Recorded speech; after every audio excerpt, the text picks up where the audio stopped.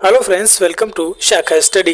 दोस्तों, आज की वीडियो में हम लेकर आए हैं हिंदी का नौवां लेसन प्लान, जिसका टॉपिक है श्री रामचंद्र, जो कि क्लास 6 का मंजरी का एक चैप्टर है। ठीक है, तो इसे हम क्लास 6 में ही पढ़ाएंगे।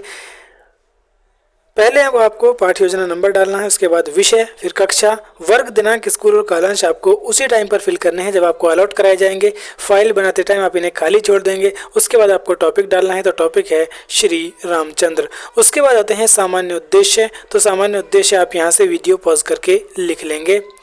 उसके बाद आते हैं आपके विशिष्ट उद्देश्य। तो विशिष्ट उद्देश्य भी आप यहाँ से वीडियो पॉज करके लिख लेंगे। उसके बाद आता है पूर्व ज्ञान। तो पूर्व ज्ञान में छात्र छात्राएं श्री रामचंद्र जी के विषय में सामान्य जानकारी रखते हैं। सहायक सामग्री में जो भी चीज़ें हम पढ़ाने में यूज़ करेंगे उन सभी को यहाँ पर लिख देंगे। उसके बाद आता है लेसन प्लान का मोस्ट इंपॉर्टेंट पार्ट, यानी प्रस्तावना कथन, जिसमें आपके इंट्रोडक्टरी क्वेश्चंस पूछे जाते हैं। ठीक है, तो शिक्षण बिंदु में प्रस्तावना कथन, जिसका शिक्षण उद्देश्य है पूर्व ज्ञान को नवीन ज्ञान से जोड़ना।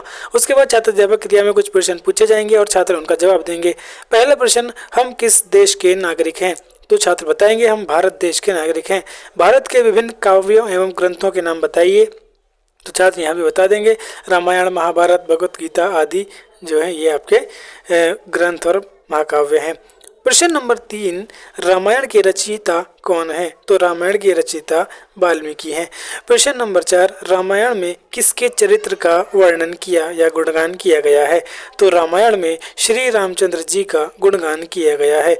प्रश्न नंबर 5, रामचंद्र जी के विषय में आप क्या जानते हैं? तो छात्र यहाँ पर निरुत्तर तो नहीं होंगे, लेकिन स्पष्ट उत्तर यहाँ पर जरूर देंगे। ठीक है, और ये विधि क्या है? हमारी प्रश्न उत्तर विधि हो जाएगी।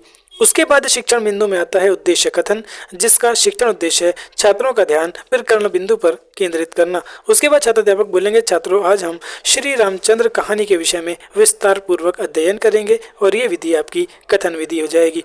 उसके बाद शिक्षण बिंदु में आता है श्री रामचंद्र, यानी जो हमारे चैप्टर का टाइटल है। तो छात्रों को श्री रामचंद्र कहानी से अवगत कराना। तो हिंदी के लेसन प्लान में मैंने आपको पहले भी बताया था कि थोड़ा सा डिफरेंस होता है, और इसमें आपको क्योंकि चैप्टर है आपके पास तो आपको उसी में से पढ़ना होता है। यहाँ पर फाइल में आपको सिर्फ ये लिखना है। सबसे पहले आदर्श वाचन आता है। तो छात्र अध्यापिका छात्रों को शुद्ध शब्द, शुद्ध उच्चारण, विराम चिन्हों का ध्यान रखते हुए उचित आरोह अवरोह के साथ प्रस्तुत गद्यांश का आदर्श वाचन करेंगी। यानी कि सबसे पहले आपको वो चैप्टर पढ़कर बच्चों को सुनाना है पूरी तरह से, इन सब चीज़ों का ध्यान रखते हुए, पूरे उच्चारण का, विराम चिन्हों का, आरोह अवरोह का। ठीक है, यानी पूरा चैप्टर जो है ये आपका श्री रामचंद्र से लेकर और शांति स्थापित की तक। अब छात्र यहाँ पर क्या करेंगे, जब आप पढ़ेंगे तो छात्र ध्यानपूर्वक सुनेंगे, और ये विधि आपकी वाचन विधि हो जाएगी। ठीक है दोस्तों, हमारे चैनल पर जो है एमएड एंट्रेंस की प्रिपरेशन भी कराई जाती है, आप प्ले लिस्ट में जाकर देख सकते हैं। उसके बाद आता है आपका अनुकरण वाचन। तो अनुकरण वाचन में क्या है कि पहले आपने पढ़ दिया है। आदर्श वाचन में, अनुकरण में आपको बच्चों से पढ़वाना है। तो छात्र अध्यापिका छात्रों से शुद्ध उच्चारण, विराम चिन्हों के उचित प्रयोग तथा आरोह अवरोह के साथ अनुकरण वाचन का आदेश देंगे, और सभी छात्र क्या है प्रस्तुत गद्यांश का अनुकरण वाचन करेंगे, और ये विधि वाचन विधि हो जाएगी। उसके बाद आता है आपका शुद्ध उच्चारण, जिसका शिक्षण उद्देश्य है छात्रों के शब्दकोश में शुद्ध उच्चारण की वृद्धि करना।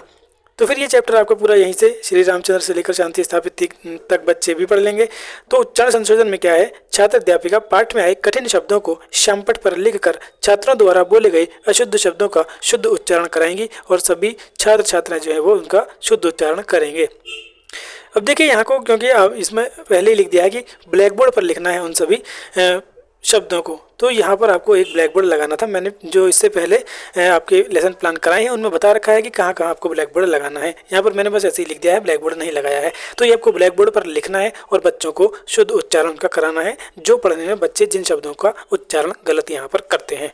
ठीक है, उसके बाद आता है आपका कठिनाई निवारण, जिसका शिक्षण उद्देश्य होता है छात्रों को कठिन शब्दों का अर्थ अलग अलग विधियों द्वारा ज्ञात कराना। तो छात्र अध्यापिका पाठ में आए कठिन शब्दों का अनेक विधियों द्वारा अर्थ स्पष्ट कराएंगी, और सभी छात्र आदेश अनुसार कठिन शब्दों का अर्थ अपनी उत्तर पुस्तिका में लिखेंगे। ठीक है, तो यहाँ पर भी आपको एक क्या है ब्लैक बोर्ड लगाना है, और ये चीज़ें भी आपको ब्लैक बोर्ड पर ही लिखकर दिखानी है। तो चलिए मैं इसको थोड़ा सा अभी जूम करके आपको दिखाता हूँ।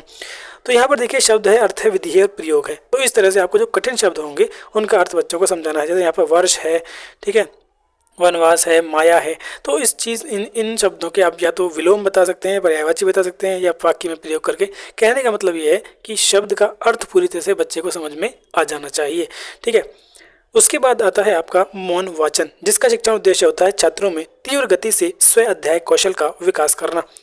उसके बाद छात्र अध्यापक क्या करेंगे, तो छात्र अध्यापिका छात्रों को पढ़ाए गए गद्यांश का शांति पूर्वक मौन वाचन का आदेश देंगी और सभी छात्र आदेश अनुसार पाठ का मौन वाचन करेंगे। ये विधि आपकी मौन वाचन विधि हो जाएगी। ठीक है दोस्तों, आप हमें अलग अलग सोशल मीडिया प्लेटफॉर्म पर फॉलो कर सकते हैं। यूट्यूब पर सर्च करने के लिए आपको हमें टू लगाना पड़ेगा और बाकी कहीं पर भी आप सिंपली शाखा स्टडी लिखकर ही सर्च कर सकते हैं।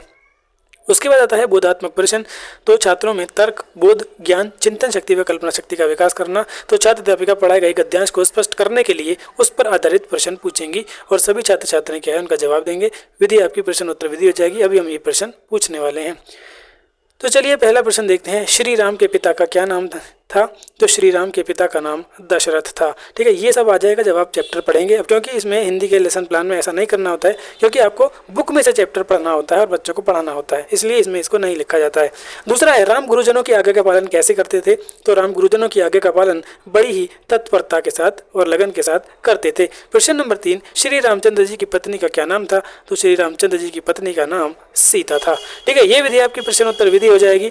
उसके बाद आता है आपका समापन कथन। तो छात्रों, आज हमने श्री रामचंद्र कहानी के विषय में विस्तार पूर्वक अध्ययन किया और ये विधि आपकी कथन विधि हो जाएगी। उसके बाद शिक्षण बिंदु में आता है आपका श्यामपट्ट सारांश, जिसका शिक्षण उद्देश्य है छात्र सीखे हुए ज्ञान को सारांशित कर सकेंगे। उसके बाद ब्लैक बोर्ड पर आपको मेन पॉइंट्स लिखकर छात्रों को पूरा चैप्टर यहाँ पर रिकॉल करा देना है और फाइल में इस तरह से यहाँ पर ब्लैक बोर्ड लगाना है। तो हिंदी के जो लेसन प्लान है उनमें आपको कई सारे लेसन ब्लैक बोर्ड लगाने होते हैं, आप यहाँ पर देख चुके होंगे। उसके बाद आते हैं पुनरावृत्ति प्रश्न, जिनका शिक्षण उद्देश्य है छात्रों का पूरे प्रकरण से संबंधित ज्ञान का मूल्यांकन करना। अब पूरे चैप्टर में से यहाँ से छात्रों से क्या है प्रश्न पूछेंगे। तो पहला प्रश्न आपके सामने ये रहा, श्री राम किसके कहने पर वन चले गए? तो श्री राम अपने पिता के कहने पर वन चले गए। प्रश्न नंबर 2, श्री राम को कितने वर्ष का वनवास हुआ था? तो श्री राम को 14 वर्ष का वनवास हुआ था। प्रश्न नंबर 3, श्री राम किसके आश्रम में गए? तो श्री राम ऋषि विश्वामित्र के आश्रम में गए थे। प्रश्न नंबर 4, कैकेयी ने राजा दशरथ से क्या वरदान मांगा? तो कैकेयी ने राजा दशरथ से 2 वरदान मांगे थे। पहला, भरत को राजगद्दी दी जाए और राम को 14 वर्ष का वनवास दिया जाए। ठीक है, ये विधि आपकी प्रश्नोत्तर विधि हो जाएगी। दोस्तों, उसके बाद आता है गृह कार्य यानी होमवर्क। तो छात्र सीखे हुए ज्ञान का स्थायीकरण कर सकेंगे। तो छात्र अध्यापिका छात्रों को श्री रामचंद्र कहानी के विषय में प्रश्न याद करके लाने का आदेश देंगी और प्रश्न यहाँ पर है, सभी छात्र श्री रामचंद्र कहानी को घर से पढ़कर आएंगे। सभी छात्र गृह कार्य को अपने उत्तर पुस्तिका में नोट करेंगे और ये विधि आपकी गृह कार्य विधि हो जाएगी। ठीक है दोस्तों, तो इस तरह से हिंदी का क्लास 6 मंजरी का ये चैप्टर हमने यहाँ पर कंप्लीट कर लिया है। वीडियो पसंद आई तो वीडियो को लाइक करें, चैनल को सब्सक्राइब करें, अपने दोस्तों के साथ शेयर करें। मिलते हैं नेक्स्ट वीडियो में दूसरे लेसन प्लान के साथ, तब तक के लिए बाय बाय।